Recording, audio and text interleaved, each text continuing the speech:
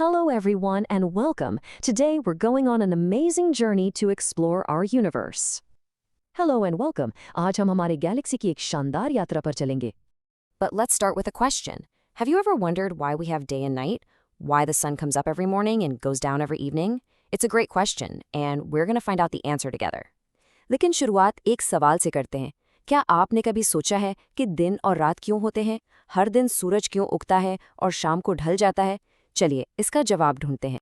To get to that answer, first we need to understand where we are, our place in space.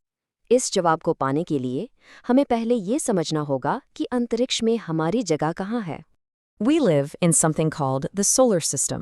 You can think of it like a giant family with the sun at the very center. It has 8 big family members called planets that are always moving around it. हम सौरमंडल में रहते हैं. आप इसे एक बहुत बड़े परिवार की तरह समझ सकते हैं, जिसके बीच में सूरज है. इस परिवार में 8 बड़े सदस्य हैं, जिन्हें हम ग्रह कहते हैं, और वो हमेशा सूरज के चक्कर लगाते रहते हैं. So, what stops these planets from just floating away? Well, it's a super strong invisible force called gravity. This is the sun's pulling power that holds onto the planets and keeps them in a fixed oval path called an orbit. तो इन ग्रहों को अंतरिक्ष में इधर-उधर जाने से कौन रोकता है? ये एक बहुत शक्तिशाली अदृश्य शक्ति है जिसे गुरुत्वाकर्षण कहते हैं. ये सूरज की खींचने की ताकत है जो ग्रहों को एक निश्चित अंडाकार रास्ते पर रखती है, जिसे कक्षा यानी ऑर्बिट कहते हैं. Alright, now let's meet the whole family. We're off on a quick tour of all 8 planets, starting with the one closest to the sun. अब चलिए इस पूरे परिवार से मिलते हैं. हम सभी 8 ग्रहों की एक झलक लेंगे. शुरुआत उस ग्रह से करते हैं जो सूरज के सबसे पास है. First up, we have Mercury. It's the smallest planet in our solar system. Because it's so close to the sun, one side is incredibly hot, while the other side is freezing cold. सबसे पहले है बुध. ये हमारे सौरमंडल का सबसे छोटा ग्रह है. सूरज के इतने पास होने के कारण इसका एक हिस्सा बहुत ज्यादा गर्म होता है और दूसरा हिस्सा एकदम ठंडा. Next is Venus. And here's a surprise. Even though it's not the closest, Venus is actually the brightest and the hottest planet. This is because its thick, poisonous atmosphere traps heat. It shines so bright we often call it the morning or evening star. अब है शुक्र. ये सबसे चमकीला और सबसे गर्म ग्रह है. इसका कारण है इसका मोटा, जहरीला वायुमंडल जो गर्मी को अंदर ही रोक लेता है. इसकी चमक के कारण इसे अक्सर भोर का तारा या सांझ का तारा भी कहते हैं. And here it is, Earth, our home. What makes Earth so special is that it's the only planet we know of that has both water and life. और ये है पृथ्वी, हमारा घर. पृथ्वी इसीलिए खास है क्योंकि ये इकलौता ऐसा ग्रह है जहाँ पानी और जीवन दोनों मौजूद हैं. Moving on to our neighbor, Mars. It's often called the red planet. The reason it looks red is because of all the dust from huge windstorms that cover its surface. चलिए, अब हमारे पड़ोसी ग्रह मंगल को देखते हैं. इसे लाल ग्रह भी कहा जाता है. इसका लाल रंग तेज हवाओं से उड़ने वाली धूल के कारण है, जो इसकी सतह पर फैली हुई है. Now, get ready to meet the giant of our solar system, Jupiter. It's the biggest of all the planets. It's so huge you could fit all the other planets inside it. And you see that huge red spot? That's actually a giant storm that's been going for centuries. अब तैयार हो जाइए हमारे सौरमंडल के सबसे बड़े ग्रह से मिलने के लिए, बृहस्पति. ये इतना बड़ा है कि बाकी सारे ग्रह इसके अंदर समा सकते हैं. और इस पर जो बड़ा सा लाल धब्बा है, वो असल में एक विशाल तूफान है जो सदियों से चल रहा है. Next, we have Saturn. It's famous for its beautiful shiny rings. These rings are made of tiny pieces of ice and rock. While some other planets also have rings, Saturn's are the most famous and easy to see. अब है शनि. ये अपने खूबसूरत चमकते हुए rings यानी वलयों के लिए जाना जाता है. ये वलय बर्फ और चट्टानों के छोटे-छोटे टुकड़ों से बने हैं. वैसे तो दूसरे ग्रहों के पास भी रिंग्स हैं, पर शनि के रिंग्स सबसे शानदार हैं. Let's meet Uranus. This planet is a bit quirky because it's the only one that spins on its side. So instead of spinning like a top, it kind of looks like it's rolling through space. चलिए, अब अरुण ग्रह से मिलते हैं. यह एक अनोखा ग्रह है क्योंकि ये अपनी साइड पर होकर घूमता है. तो एक लट्टू की तरह सीधा घूमने के बजाय ये ऐसा लगता है जैसे लुढ़क रहा हो. And finally, we've reached Neptune. This is the last outer planet and the one that's farthest from the sun.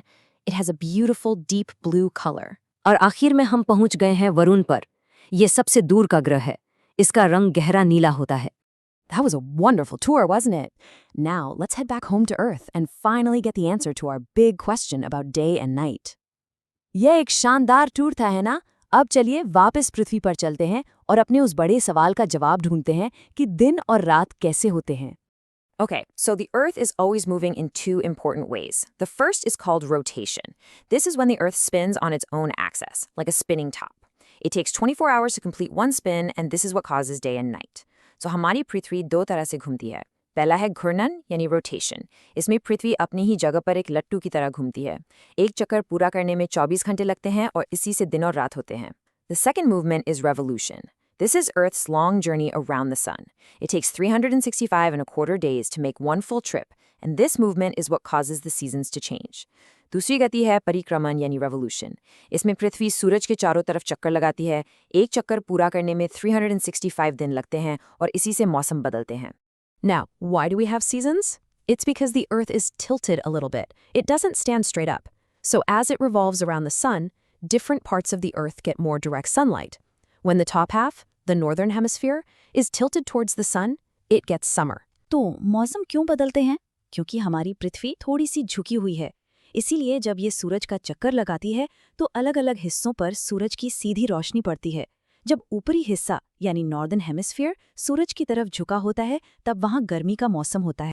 We've talked about the sun and the planets, but there's so much more out there. Let's look at a few other things we see in the sky. हमने सूरज और ग्रहों के बारे में बात की, लेकिन अंतरिक्ष में और भी बहुत कुछ है. चलिए आसमान में दिखने वाली कुछ और चीज़ों को देखते हैं. You know, we see both stars and planets at night, but what's the difference? Well, stars make their own heat and light, which is why they seem to twinkle. Planets don't make their own light. They just reflect the light from stars, so they have a steady shine. रात में हमें तारे और ग्रह दोनों दिखते हैं, पर इनमें क्या फ़र्क है? तारे अपनी रोशनी और गर्मी खुद बनाते हैं, इसलिए वो टिमटिमाते हुए दिखते हैं. ग्रह की अपनी रोशनी नहीं होती, वो बस तारों की रोशनी को रिफ्लेक्ट करते हैं, इसलिए वो स्थिर चमकते हैं. And what about satellites? A satellite is anything that goes around a planet. We have a natural satellite, our moon, but humans have also sent up lots of artificial satellites. These are super important for things like TV, weather reports, and GPS. और उपग्रह यानी satellites क्या होते हैं? उपग्रह वो चीज़ है जो किसी ग्रह के चक्कर लगाती है. हमारे पास एक प्राकृतिक उपग्रह है, हमारा चंद्रमा. लेकिन इंसानों ने भी बहुत सारे कृत्रिम उपग्रह भेजे हैं, जो टीवी, मौसम की जानकारी और जीपीएस के लिए बहुत ज़रूरी हैं. Wow, we have learned so much today. Let's do a quick recap of the most important facts. हमने आज बहुत कुछ सीखा है. चलिए सबसे ज़रूरी बातों को एक बार दोहरा लेते हैं. So remember, the sun and its 8 planets make up our solar system. Jupiter is the biggest planet of all.